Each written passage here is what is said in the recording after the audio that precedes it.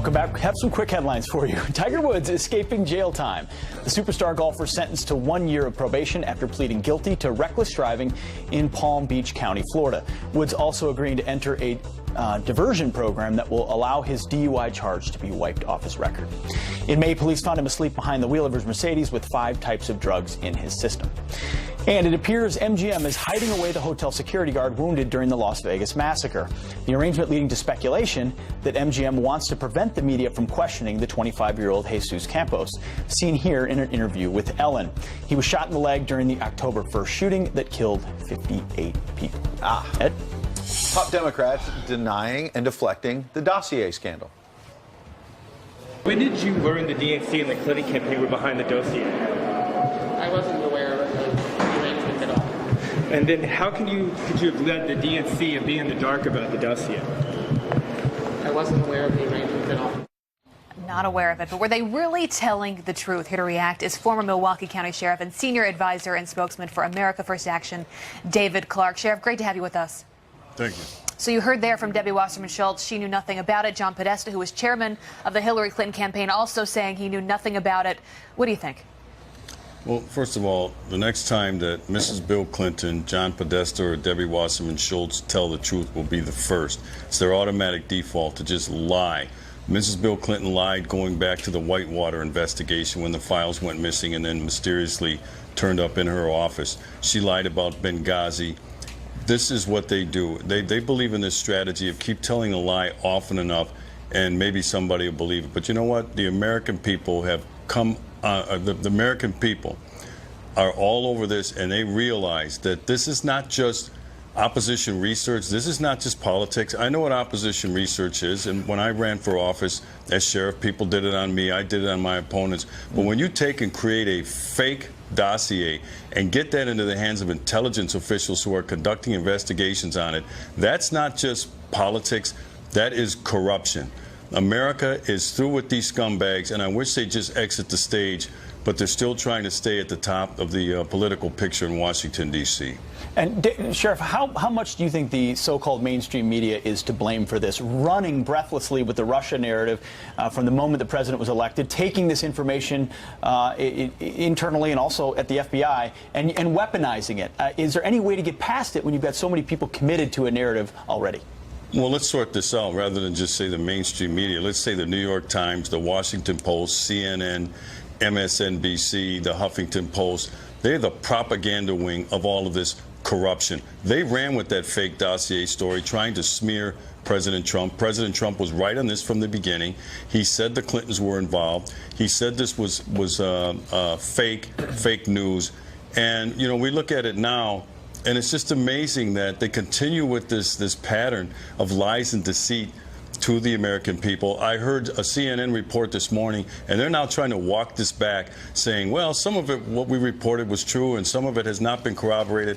That's nonsense. They know darn well that there was nothing to this story, but they ran with it anyway. And that's why, from a credibility standpoint, these major news outlets, it's near zero, their credibility. People just don't believe what they read out of those sources or hear from those sources anymore. Sheriff, one of the most important questions about the dossier moving forward is what was done with that information, and did the FBI, other law enforcement agencies then take that information and start surveillance of people like Paul Manafort, others in the Trump orbit that eventually led to the special counsel investigation of Robert Mueller? So as some Republicans are saying, was that information from the dossier unverified, then weaponized to go after the president? As a former law enforcement official yourself, how do we get the truth? How do we get to the bottom of this?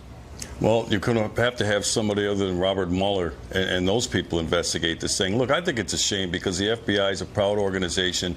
It had a lot of integrity until the Obama administration, Eric Holder leading that thing, came along. And I'm not blaming the agents for any of this, but people at the higher levels, the Robert Muellers and some others, they knew about this stuff and buried it, or they knew about it and ran with it anyway. And people need to begin to question Robert Mueller's ability during this special prosecution thing to lead this, because now his integrity has come under question. That's how deep this is, and that's why I use the word corruption, and I don't think that word is too far-fetched. All right, some strong words there. Sheriff David Clarke, good to have you on this morning. Thank you, sir. To come back once more to the motivation for why you now do so much stuff.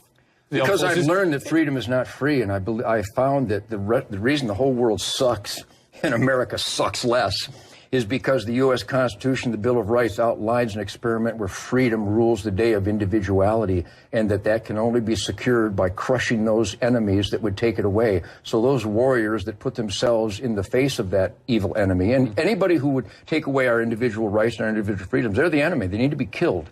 And the guys that went over and did that, they paid the ultimate sacrifice. For a man who is a patriot, who purports to love his country, that was quite shocking disrespect to your president. Let me put it in official CNN Piers Morgan interview terms. Shall I? Yes. My limey friend? Yes.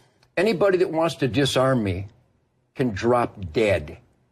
Anybody that wants to make me unarmed and helpless, people that want to literally create the proven places where more innocents are killed, called gun-free zones, we're going to beat you. We're going to vote you out of office or suck on my machine gun. You can take it whichever way you want. Much as I'd love to suck on your machine gun, the whole point of your defense is that a lot of people do drop dead precisely because you are armed to the teeth, and you'd like everybody else to be. Not true at all. 80 people. Write this down. See, you're so rich. You write this down. 80 people a day die in America from gunshots. And 75 of them to 78 of them, statistics by the Uniform Crime Report by the FBI and the UN study on violent crime, 78 of those 80 are let out of their cages by corrupt judges and prosecutors who know that recidivism is out of control, know that they'll commit the crimes again, and they let them walk through plea bargaining, early release, and programs. They still Kiss my ass. Yeah. Where you have the most armed citizens in America, you have the lowest violent crime rate, where you have the worst gun control, you have the highest crime rate.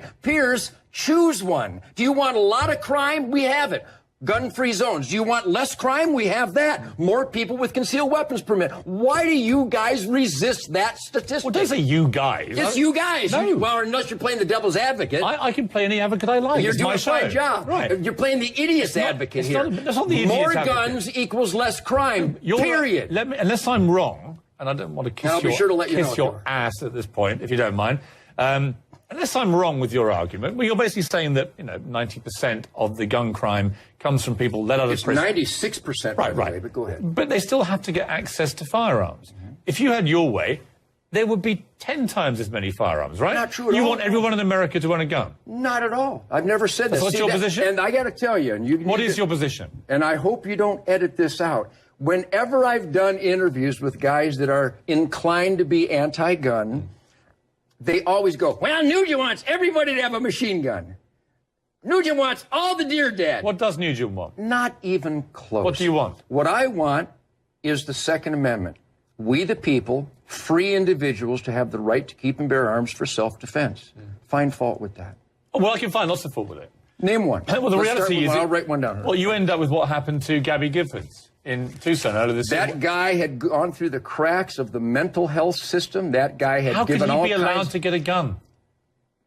Because he fell through the cracks, and he didn't qualify to get a gun. He fell through the cracks. The cracks of the mental health system. Everybody knew, all his friends, his family was afraid of this guy, but they didn't report it. Nobody reacted to it. When you see a guy like that get open access to firearms because of the Constitution that you subscribe adhere to so much. How would you fix that? Well, I would certainly make it a lot harder for people like him to ever get near a firearm.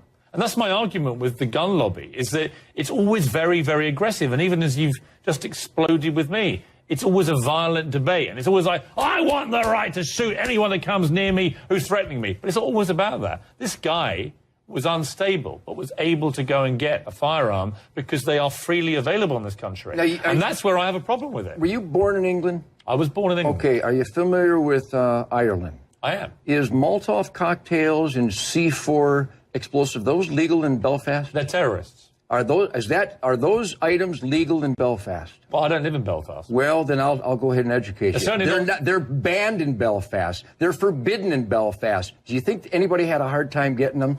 If you want something, how about in New York City? It doesn't mean It'd take me 15 minutes for me to get a submachine gun in New York City from some paroled crack dealer. Let me spin the argument. Would you allow drugs then to be freely available? Not at all. What's the difference in the argument? Because drugs are 100% about reducing your level of responsibility, getting high, disconnecting, And I'm a cop. I've been a cop for 35 years. I conduct federal raids with the heroes of law enforcement in Texas.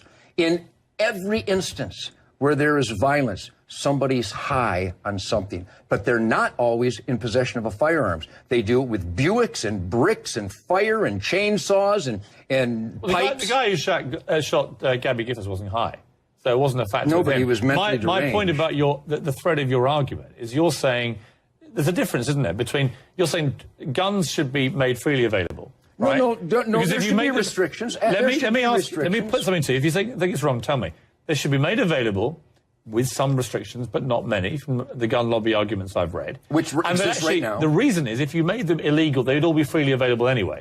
But with drugs, you say do not make them freely available, make them illegal, even though you know and I know that drives them underground and probably more people get access to them. Pierce, What's the difference? I don't know why you guys either don't study the information or you just resist it. I think you're resisting it. In America, where you have more citizens with guns on their person, you have a dramatic reduction in violent crime. In those areas called gun-free zones, you have an outrageous increase in the loss of innocent lives. That's the choice. Which one would you make? And in America, legally owned guns are used millions of times a year to save innocent lives. You certainly don't believe in calling 911 to stop evil in your home, do you? You don't believe that being unarmed and helpless is a desirable condition? You think unarmed and helpless is something you can control over me? That's weird. Well, you're putting a lot of words into my mouth. What I do believe is where you dramatically increase the prevalence of guns, more people will die from guns. No, and you false. don't believe that. Not only do I And believe the yet FBI doesn't believe it. The FBI recent report, in those jurisdictions where more people have concealed weapons permits, that doesn't mean a gun in the truck or in the safe. It means a gun in their belt. In those jurisdictions, you have not only a dramatic decrease in violent crime, but a personal assault type crimes, carjacking, rape, home invasions. They don't just go down, Pierce. They go away. Now that you know that, why wouldn't you help me create more safe areas? When we come back, we'll talk about what we were supposed to be talking about, which is President Obama. Are you an American citizen now? Not yet. Well, I'll help you. A British citizen. You're just hanging out with me as a feather in your cap. It's probably putting me off. Somebody bring him a gun. Are you an American? Were you born here? Hopelessly, yes.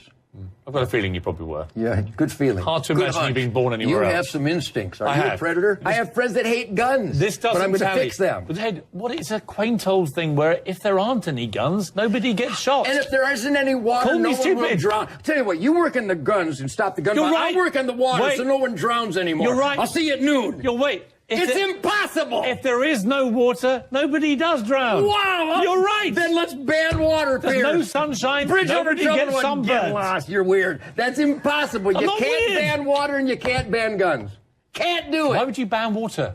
To stop the drownings. We want the poor fat children Now to you're just float. being facetious. No, I'm being absolute. If you can ban guns, I'll ban water. If you can get rid of guns, I'll get rid of water. I don't necessarily want to ban guns. Impossible. What I don't like is the kind of violent rhetoric of the gun lobby to say that their way is the only way. And actually, all these Well, statistical... let me put it this way, really loving. My way is the only way. How gentle was that? My way is about I, as a free man, have the right to defend myself. And I got to tell you, I'm scared to death of people like you who might tell me I'm not allowed to defend myself. Because write this down. I am allowed to defend myself. I didn't say you could.